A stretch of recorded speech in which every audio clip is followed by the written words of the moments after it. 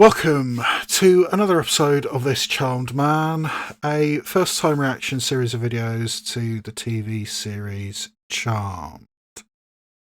We have reached episode 18? Yes, 18 of series 1 of the original series of Charmed. This one is entitled When Bad Warlocks Turn Good. Huh.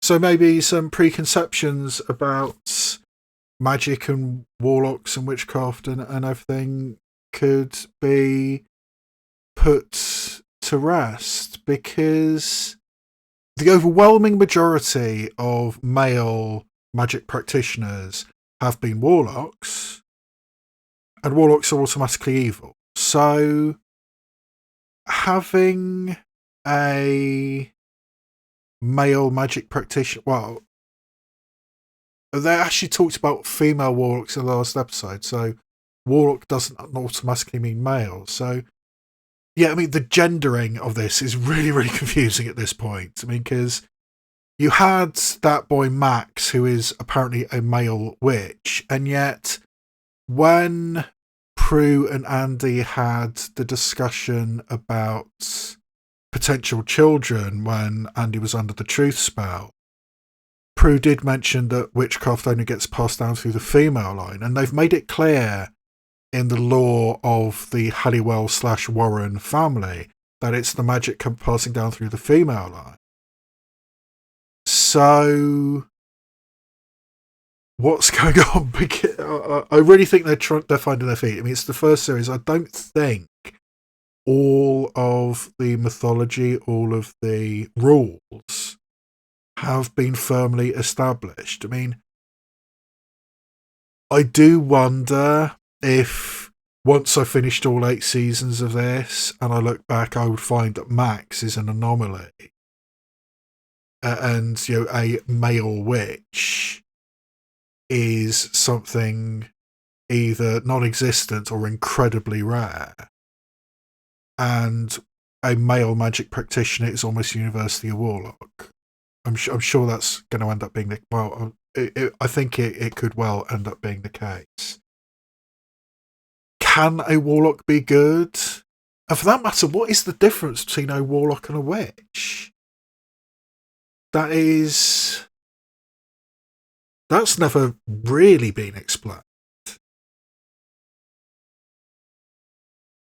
Yeah, I think there's some details which we as audience members are not getting, and honestly, I think it's because the makers of the TV show don't know either.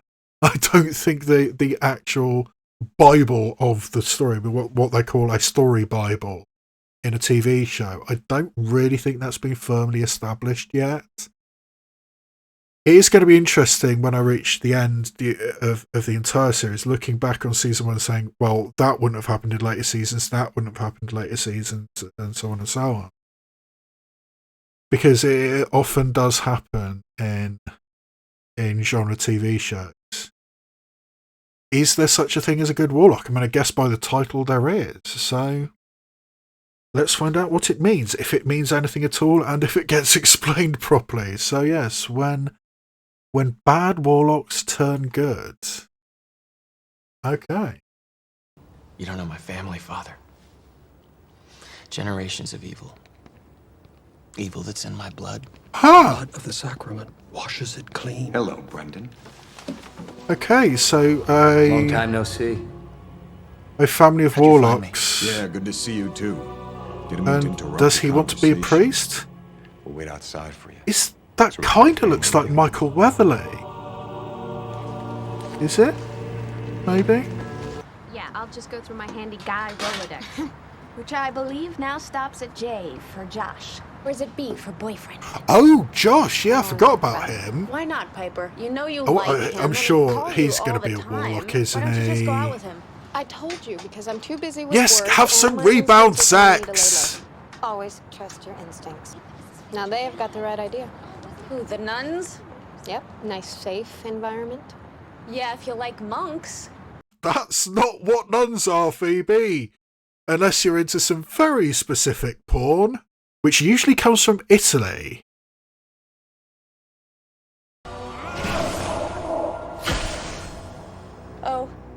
Oh, cute guy. I just saw him being attacked by a warlock. Where? I think it was here, somewhere. All right, let's split up. It was in a church, of course it was You're praying there. to the wrong deity.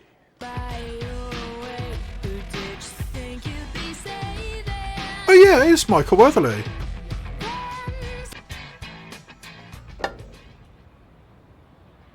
Amazing reflexes. Check it out. Should have kept a closer watch over Brendan over the years. Yeah, of course the villains have got pet lizards. Seriously, you gotta see this. Because you can't have anything I am cute sick and tired of you fluffy. and this frickin' lizard. Without his powers, we can't complete our triangle. Paul, the prophecy of the Rogue Coven. He must accept his heritage. He must be initiated as a warlock. Initiated how? We can't force him to kill an innocent. Oh, maybe not.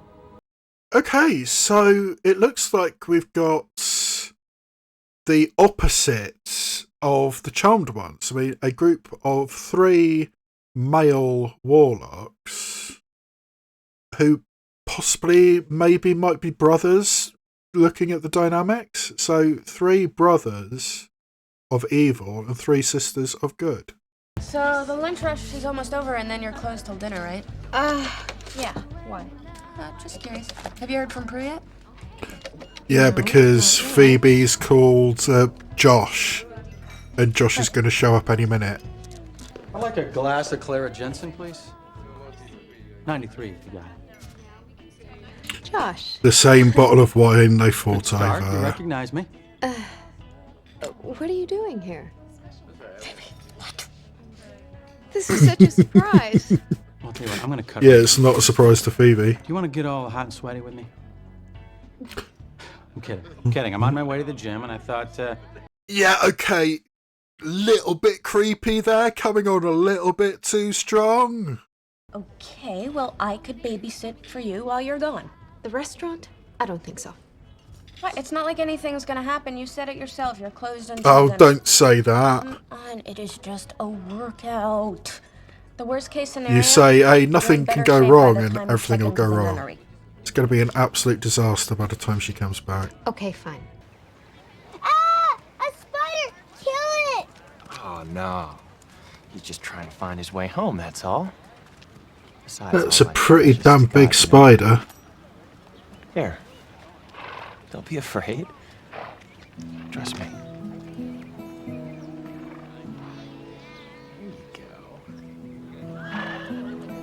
That is a pretty awesome spider. I'm not like most people. Yes, I know. Most people aren't attacked by warlocks. I want to talk about that. Okay. Hi, just gonna borrow this for a minute. Sure, go ahead. Okay, just letting a random woman ride off on a horse. You would have got lynched for that in the Old West. how you doing? Great. Never better. Well, you're looking great. Come on, I can't believe you've never done this before. Yeah, well, believe it. Well, you want me to keep you company on the way up? Oh no, I'll meet you. I'll meet you down there. All right, then we'll see you in a few.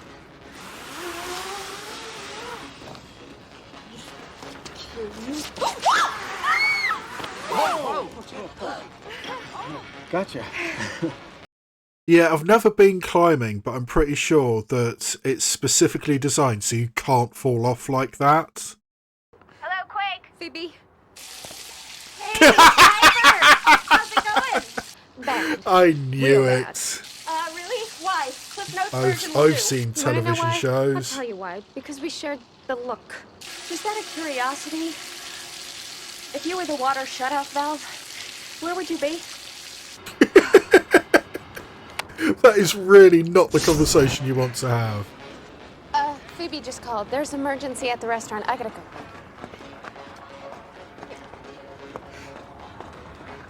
I had a really great time. Thanks. You're welcome. Yeah, I'm starting to think that this guy, Josh, I think his name is. He's not the rebound sex. He's the bland guy who you avoid having sex with. I mean, he's the Baxter of this. And the Baxter is a really fascinating concept. So if I remember, I'll talk about it at the end of the episode. Do you actually expect for me to believe that you're a good warlock? No, there's no such thing. I can explain it to you if you let me. I can make you understand. I won't hurt you. I need your help. For what? To stop the other warlocks. To stop my brothers. Yeah, brothers. I mean, this is a fascinating character. I mean, the person who is destined to be evil and yet is doing everything he can to be good. And it does feel like the kind of character that might come back, except for the fact that Michael Weatherly was going on to either Dark Angel or NCIS. I'm not sure about the time frame, but I'm going to have to look that up. But yeah, those are the two things I know Michael Weatherly from. Every guy I've liked lately has been either a warlock, a ghost, or otherwise unavailable like Leo. Yeah, I I'm was glad just they trying to save didn't myself from forget grief John with Cho.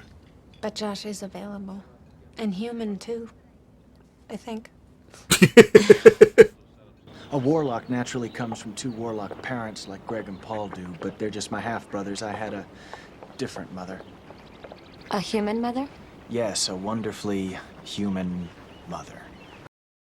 Okay, so getting some details about warlock heritage and mythology. It's you that I'm worried about. Ah, don't worry about me. I know what I have to do. I have to kill my brothers before they trick me into killing somebody else. You'll have to follow me to their place, and then you and your sisters will have to kill me. Yeah, the noble sacrifice. Everything's ready. Everything ends up with the noble sacrifice. One clean thrust. And you are both at peace. Finish it.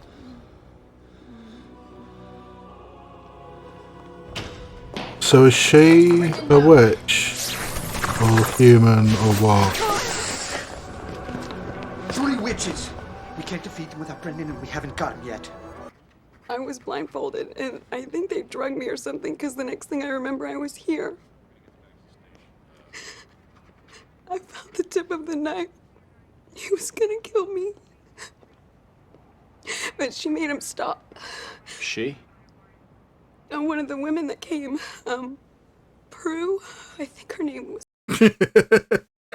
Of course it's Brew. I mean, it's just another thing to put in that folder, in that dossier. Where are you going? I'm gonna get to the bottom of this once and for all. No, you're not, because I'm pretty sure you're not going to have can sleep in my the room. revelation, Andy discovering the truth until probably at the end, Why are you the doing final this? Why are you episode. being so kind to me after what I almost did? How many more temptations must I endure? Yeah, making eyes at the guy who intends to be a priest.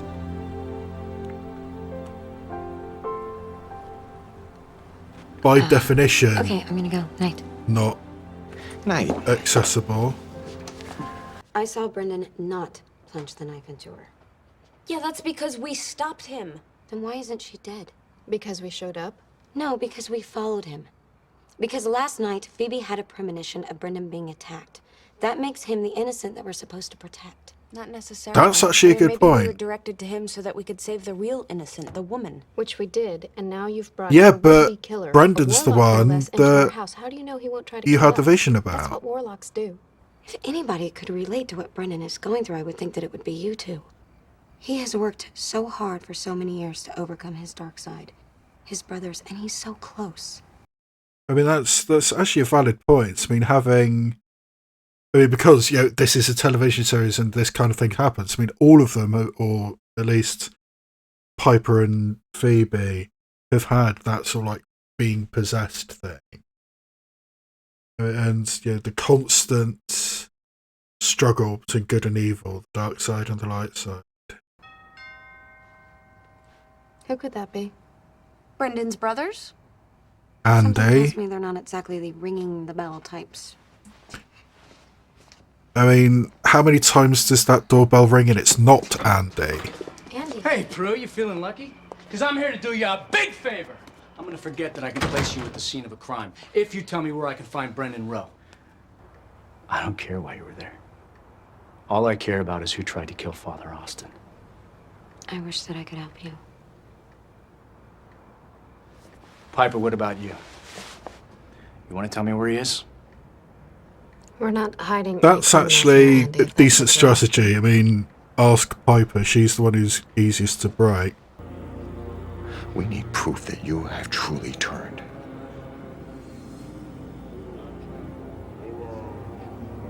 To complete the Rogue Coven, you need to sacrifice a witch. Prue.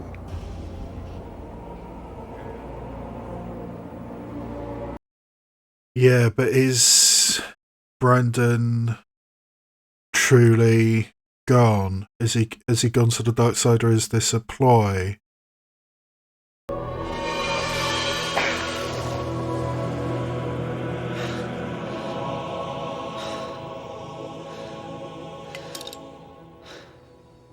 Did I hurt you? No, I'm okay. Forgive me. I wasn't worried. Were you worried? Mm-mm. I think everybody was worried, let's be honest. It's not too late, Brendan. You can still join us. You are either with us or you are against us. Then I'm against you. And you will die. Yeah, that... You can see that one coming.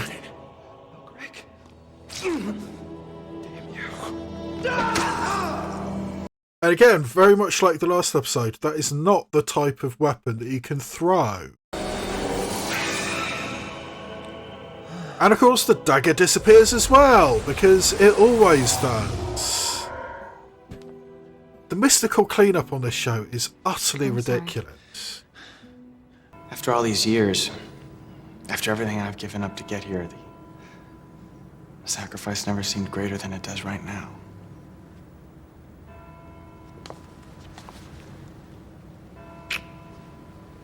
Tell me about it. Oh yes, tempt me. Tempt you, Siren. I shall leave the priesthood.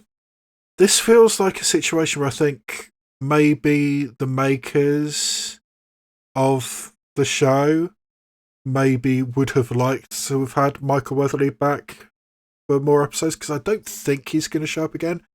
But maybe he would have done, except he was off doing NCIS. Or Dark Angel. I don't know if Dark Angel was after this or before this. I'm going to have to do the timeline. But he's definitely doing NCIS. Still mad at me? Listen, Prue, I'm sorry about how I acted earlier. Andy, please, you don't have to apologize. I know how close you are to Father Austin. I've known you a long time, remember? Yeah. Yeah, since he was that cute little cowboy. Actually, I just came from the in the hospital. last Doctors think episode. he's gonna be okay. Well, you're not handcuffed. That's a good sign. Depends on who's cuffing you. Yeah, we know she's got her own handcuffs from the Wendigo episode. Oh, there's a Josh. Oh man, that guy cannot take a hint. Piper, this is my fault. I'm the one who pushed you on him, so I will handle this, okay? It's okay. I called him. Hmm? I've decided it's time to try and work through my fears and trust my instincts. Yeah, but I think he's still a Baxter. Table for two? Yes, you.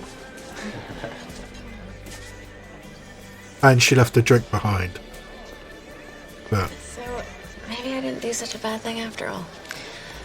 I'd say helping her get over always falling. Does for the wrong Perrier guy have pretty product placements in this? Now maybe you can help me with it. Okay. Well, since I've just talked about the Baxter, I should probably explain what that is in case you don't know. The Baxter is a character trope in romantic comedies who is the perfectly nice, perfectly ordinary, perfectly stable person, usually a man, who the female protagonist is dating and must be broken up with so the female protagonist can go to the man she really loves, i.e. the hero. A perfect example of this is Bill Pullman in Sleepless in Seattle. So, he could be on top of the Empire State Building now? No. I guess he could be. No. It's not him, Walter. It's me. I can't do this.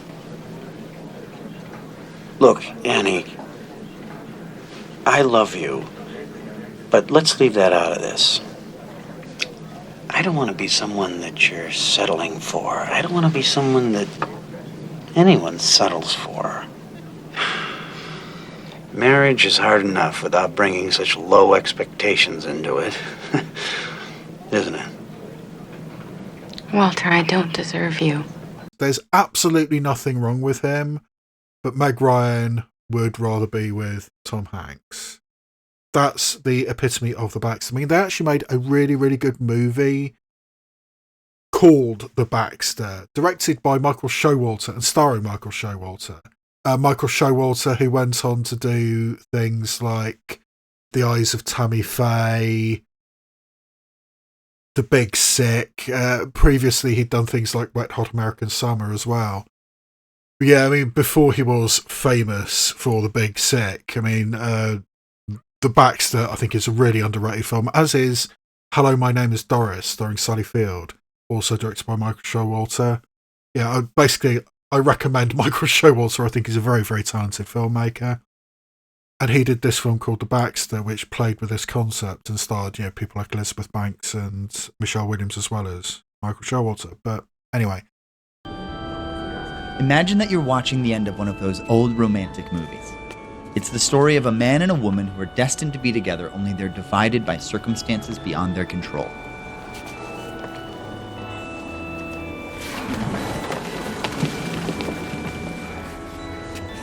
We're now at the part where the leading lady has decided to marry the wrong guy. He's nice, but he's wrong for her, and everyone knows it.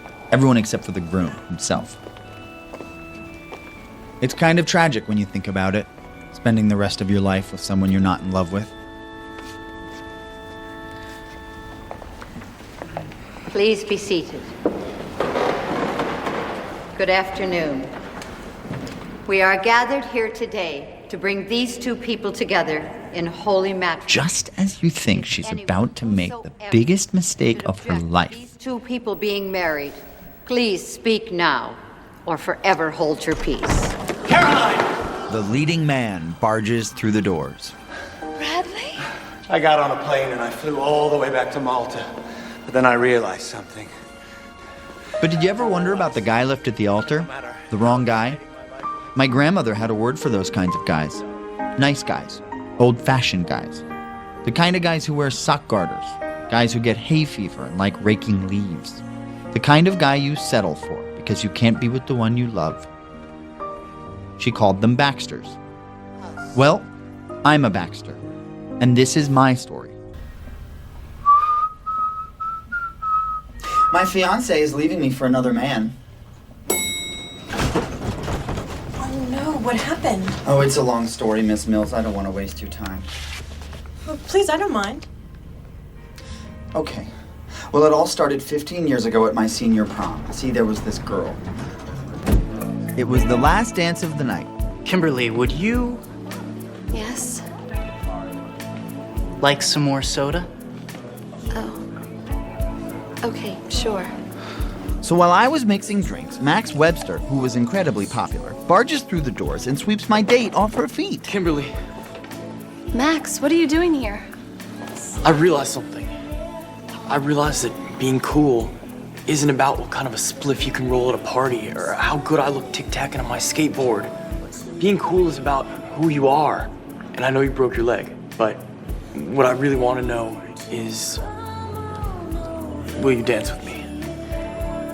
Yes, Max, I would love to dance with you. Max and Kimberly lived happily ever after. But then I went to college and gave love another shot. Are you cold, Serena? A little? I'll go to the car and fetch your coat. But the car's so far away. Well, I'd give you my coat, but it's way too big for you. I don't mind if it's too big. And I don't mind going to get the coat. Give it up for the captain from Cross Team Tanner Bates! I was gonna come up here and talk about how tough the big green are. But I realized I'm not quite as tough as I think I am. You see, there's this girl. No! And on Saturday afternoon, she's trying to win a scholarship to Juilliard. So I encourage all of you to skip the lacrosse game with me and come out to the recital hall and root her on.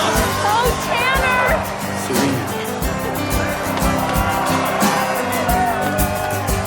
Serena, I realize that winning the big game means losing you. Then I don't want to play the game. Oh, God, Tanner, that's beautiful. You look cold. Here, take my sweater. You skipped the lacrosse game to watch her Juilliard tryout? Yeah. They lived happily ever after, too. So after that, I went to business school. And fell for Cameron. She also had an ex-boyfriend. Hunter. And he had a dog with him. Oh, no. Oh, yes.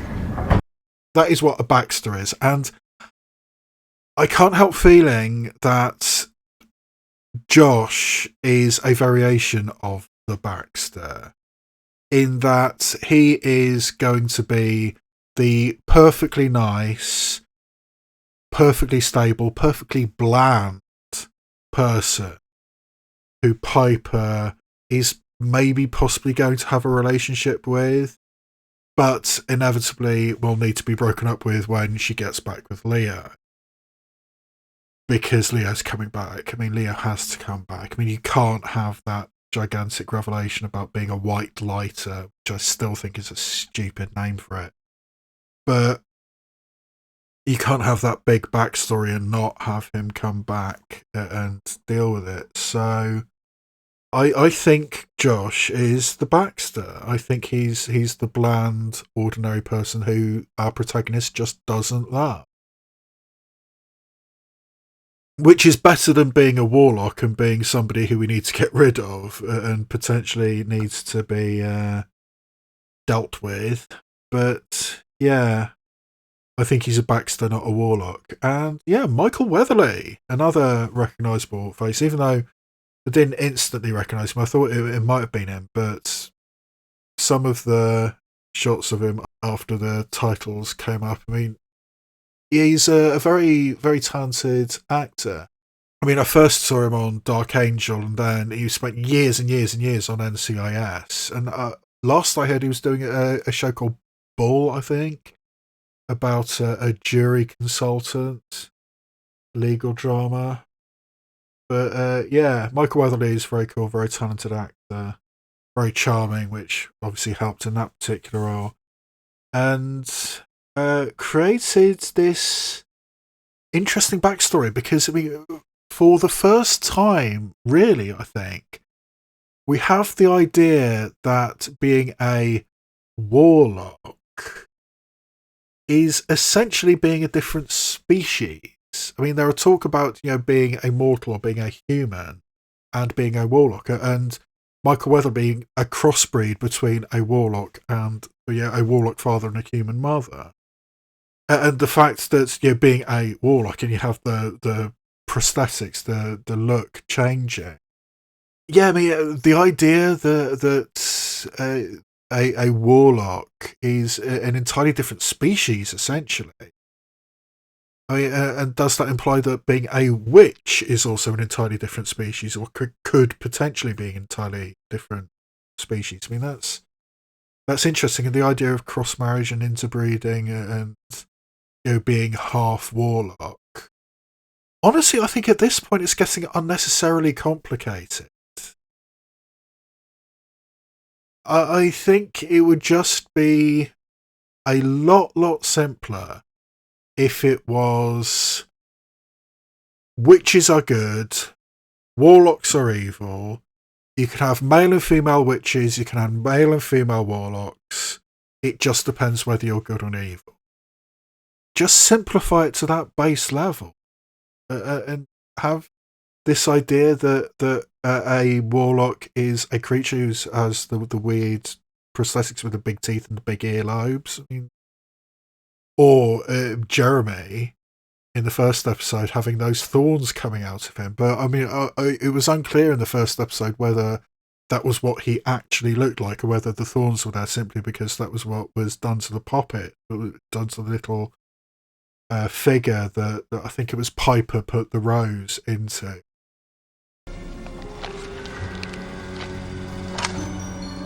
Okay, the spell's complete. Let's hope it works.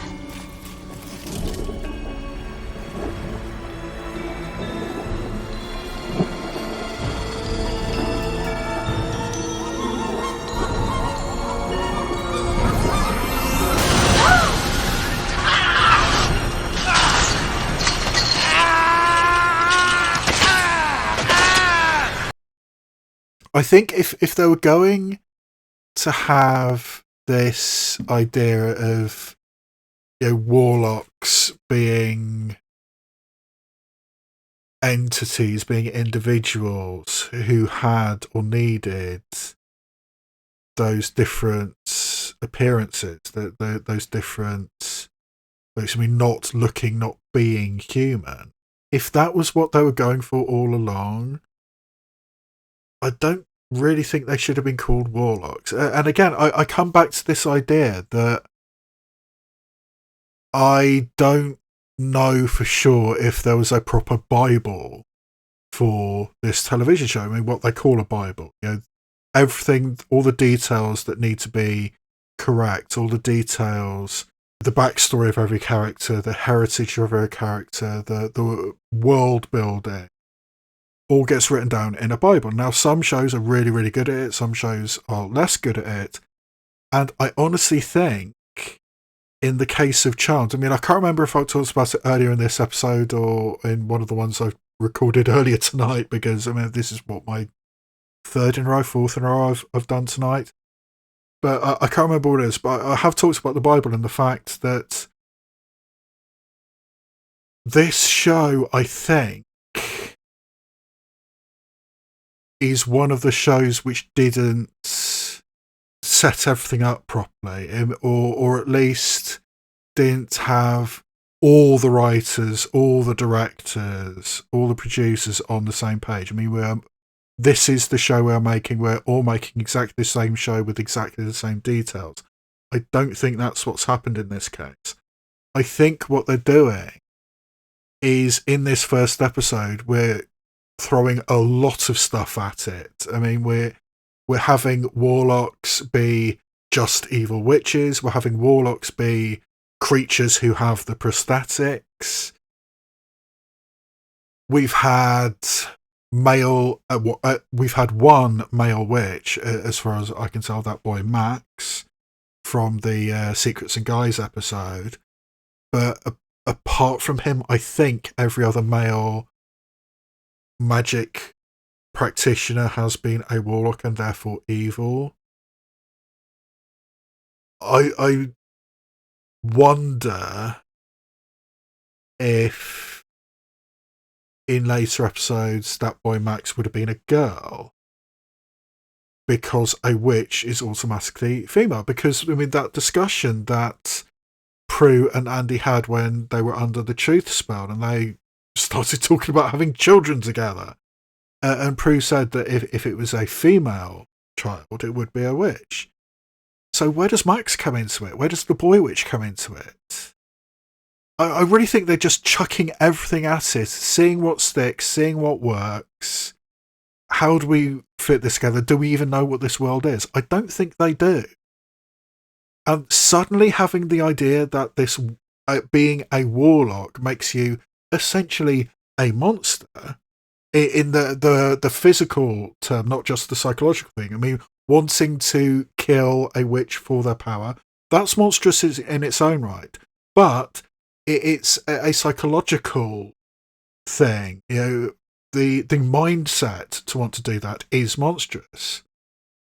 But, you know, physically changing and being a warlock is, I think, a different thing. And I honestly think it's a little bit different than what we've had up until this point. So, yeah.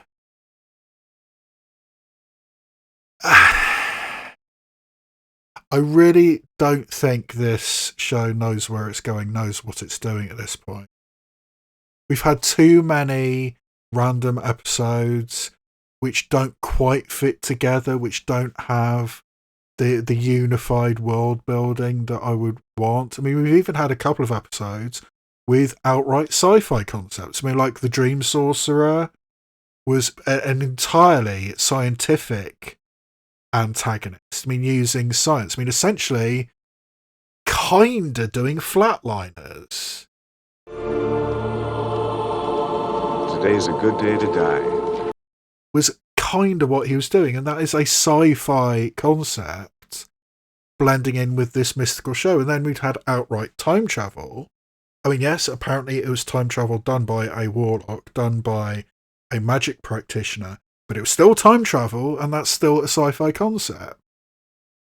So, yeah, there's lots and lots of stuff being chucked into this.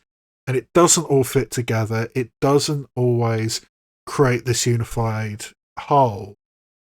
And it's honestly getting a little bit messy for me. There's lots and lots of teething troubles. I mean, you look back on the first season of several shows. I mean, like the first season of Buffy. I mean, yes, there's some bangers in the first season of Buffy. But there's also some ones we go, yeah, really? So, and even the first half of season 2 as well, before the whole Buffy Angel romance thing happened.